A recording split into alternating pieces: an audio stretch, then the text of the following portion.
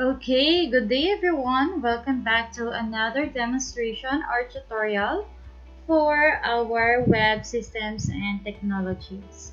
For today, we will be talking about the HTML form elements where you can create a different forms or different form elements in a web form like what we discussed during our lecture.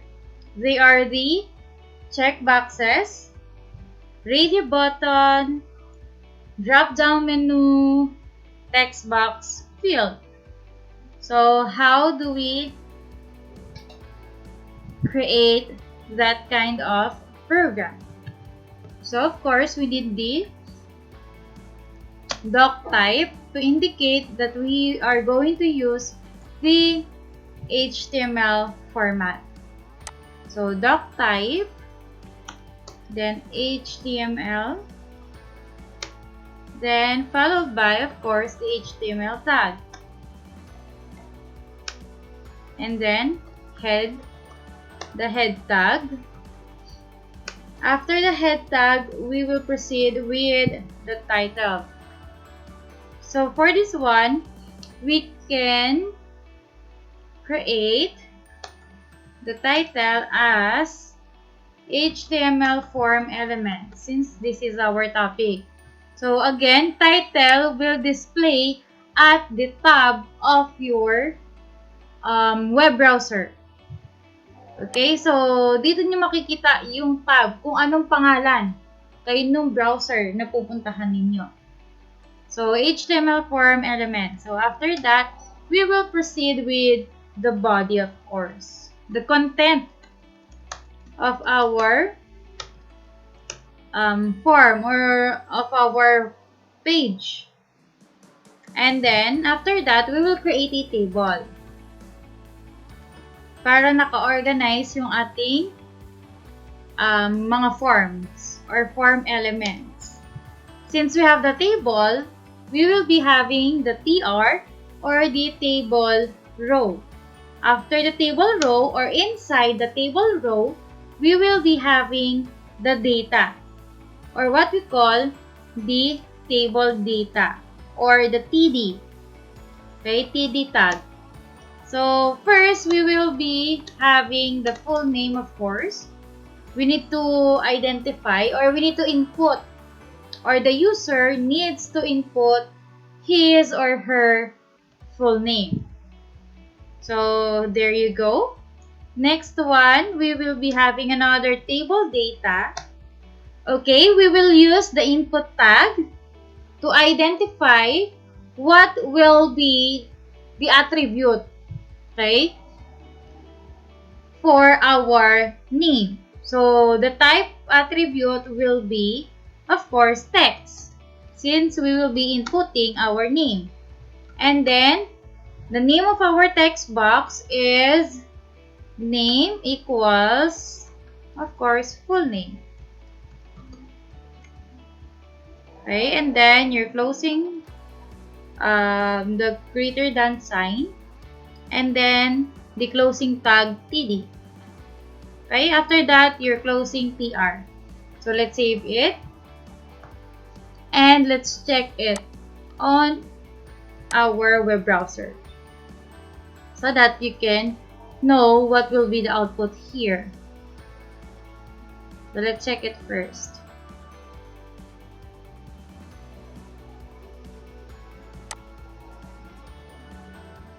Let's wait for the web browser to load.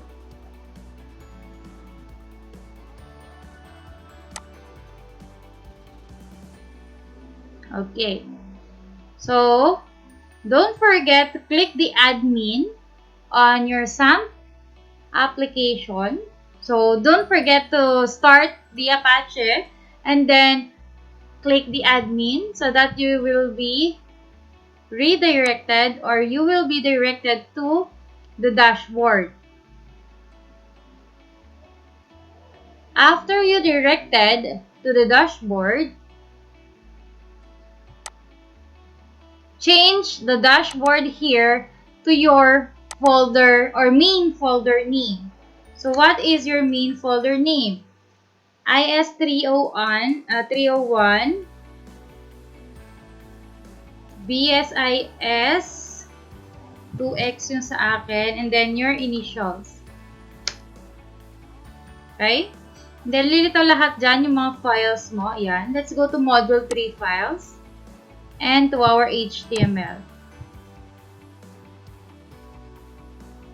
So, let's see the output. Ayan. As you can see, there you go, the text box itself and the name. Okay? So, ayan siya. We will input our name here. Okay? So, let's proceed with the next one. After the full name, of course, we need the address. So, I will just copy this one. And then I will put the address. The second column. The second row, I mean. This is the first row. Etong dalawang to. Okay? Ito yung first column. Ito yung second column. Yung mismong text box natin. And then, second row. Sa first column to. Sa second column naman to. For the address, guys, since this is a large text area, diba? We will use text area here. So, text area, and then followed by the name, we can put here as the address itself. Okay, ayan siya, address. And then, TD. Save natin. Let's check it on our web browser. So, refresh ko lang to. As you can see, ayan. Sorry, lumitaw yung mga TDTR natin. Ayan. So, ayan siya. Okay? So, magta-type ka ng address mo dyan. As you can see, ibang-iba yung size ng ating text box sa ating text area. Again, si text area is pang malakihang sentences siya. So, let's check it. Bakit lumilitaw si TR and si TD? So, TR, TD address, TD, and then text area, name, address. Okay. May missing tayo dito, kaya lumilitaw si TD at saka si TR kanina. Wala yung closing tag natin for text area. Okay, wala yung closing tag natin for our text area. So, ayan na siya. Okay?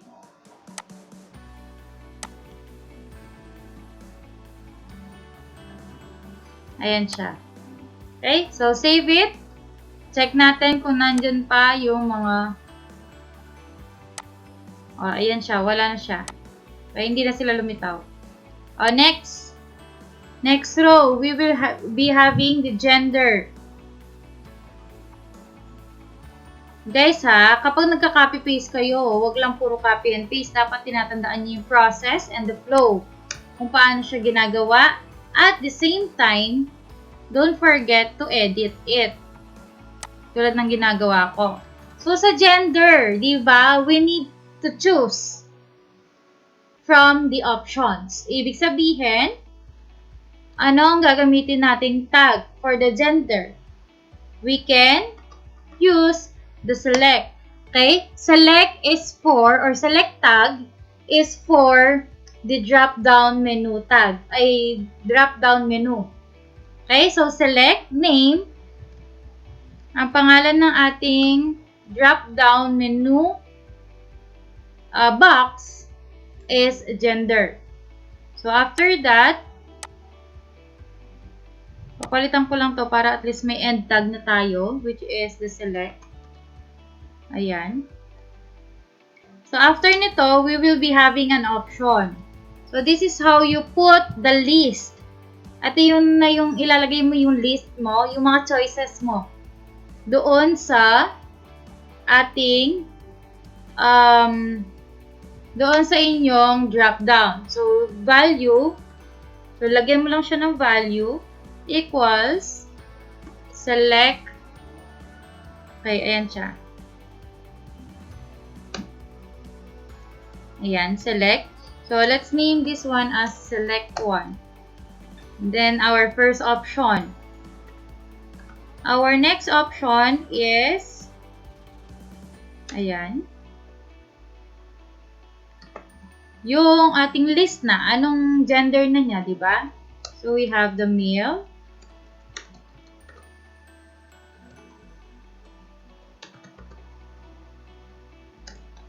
Then, the female.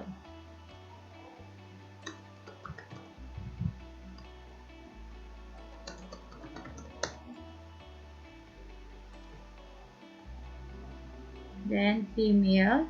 And then, our ending tag na select. And then, ending tag na TD. Okay?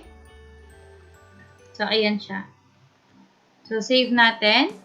Tignan niyo yung progress ng ating web form. Ayan siya, Select 1. Then, you will choose male or female. First column natin, itong mga to, And then, yung mga boxes natin, or yung mga form elements natin, sila yung second column. So, let's go back here on our program. Next, we will be having the language skills. Let's say, for example, language skills. So, after the TD, TR, ayan, we will be having another TD, diba? For our language skills, of course. Wait lang. Pag-iwalay ko agad siya. Okay. Language. Ito yung sa first column natin. Skills. So, ang gagamitin naman natin dito, guys, is another options. We will use the input tag for our checkbox. So, what kind of attribute ang gagamitin natin? Nasabi ko na, checkbox. Okay? And then, we will name this one as language skills. Let's say, for example, Kapampangan. Ayan. Then, closing tag natin. Tapos, Kapampangan. Then, we will be having our BR. Yan. So, meaning, this is inside the checkbox. Ayan. Another one. Another language will be checkbox pa rin. Another language is example, Tagalog. So, this is Tagalog. And then, we will be having the last one, English. Syempre. Okay, English. And then, English. Okay, so, ayan yung mga languages natin. So, your ending TD.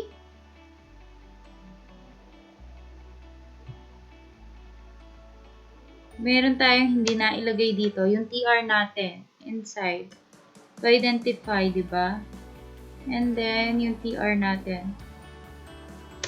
Hindi yan ma-identify na table row kung hindi siya lalagyan ng TR. So, ayan, save. Sinave ko na. Ayan, refresh lang natin to. Ayan siya, Checkbox. Kaya uncheck natin sila. Language skills. Ayan. Okay? And next one, after the language skills, we will be having our status, of course. So, TD, status. Ayan. Dito naman, ano na lang hindi natin nagagamit? Yung radio button. So, hindi pa natin nagagamit si radio button. So, input type, radio. Ayan. And then, name your radio button as button. Name your radio button as, let's say for example, yung first one natin, yung status. And then, what is the value of that first status? Value, example, contract. Okay? Kumbaga, contractual siya. Ganon. Contractual yung status niya. So, BR.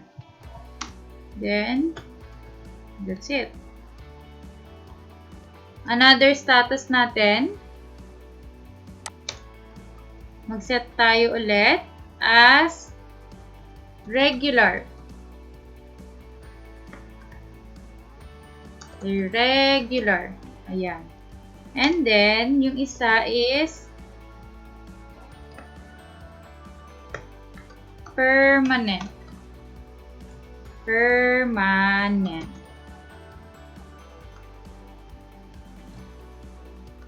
So, permanent. Ayan. And then, our TD and TR. Let's save it.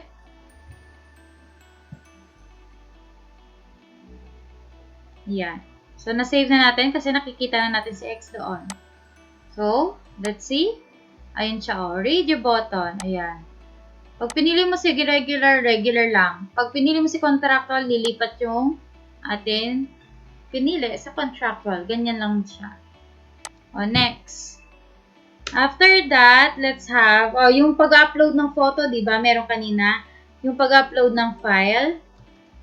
So, let's have our TR. And then, TD. Ayan. And then, TD. Mag-input tayo dito ng for our picture. Okay, magsasubmit tayo ng file or picture. So, type submit. Or file pa lang pala tayo. Okay? So, file.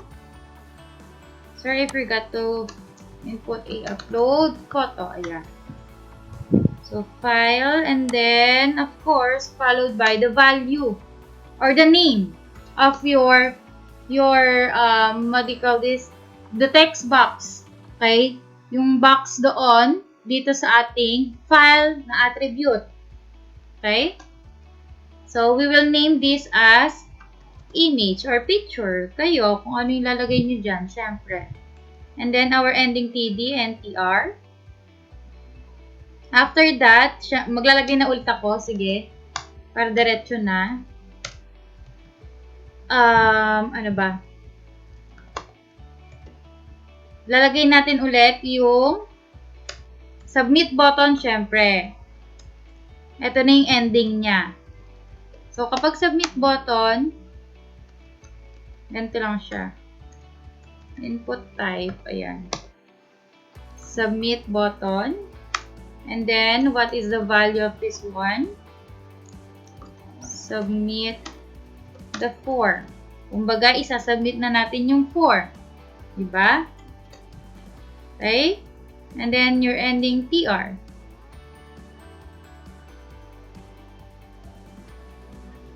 Okay?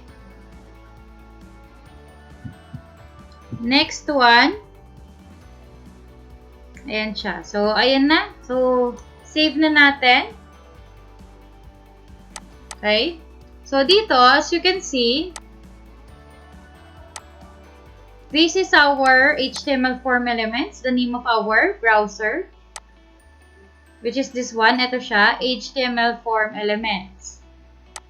And then, we will be having our table. Our first row is yung full name at saka yung text box natin. So, this is the first column. This is the second column. Second row, ito siya, address. Ayan. And then, yung address na text area natin. And then, third row is the gender. Okay, we have the options. Okay, ano ba itong mga options ng gender? Ito yung, we use the select, di ba? We use the select tag to indicate that this is a drop-down menu. Next one, our next row is language skills. Then we use the checkbox. Okay, and then next row is status. Radio button naman ang ginamit natin, and then upload photo for our file or picture, and then yung submit button natin. So we already save it. Let's check our output. So ayan siya. Let's say for example, mag-i-input tayo. Guys, hindi pa ito masasave since hindi pa tayo connected or wala pa tayong connection going to our database, ha? Ganyan muna siya for now. So, select 1 tayo sa gender. We will select female. And then, language skills. Let's say, for example, nakakapagsalita ako ng Kapampangan, ng Tagalog, at the same time, English. And then, ang status ko, kunwari, regular. Then, I will choose a file. Choose tayo ng file. Mag-open yan. Yung file explorer ninyo. So, let's wait for it. Ayan siya. So, kung nga maglalagay lang tayo ng picture. Kung nga picture. Hanap lang ako ng picture. Ha? Ito kung nga Ayan, capture to. Ayan, as you can see, PNG siya. So, capture to. So, wala naman tayong nilagay na restrictions dito kung ano lalagay. And then, click the submit form. So, sabi ko nga kanina, wala pa tayong connection sa database natin. Ito, submit the form na to, isa-save niya lang tong mga nilagay natin na information dito. So, that's it for our Module 3 example and demonstration or tutorial. Thank you for watching. See you again on my next tutorial. Goodbye!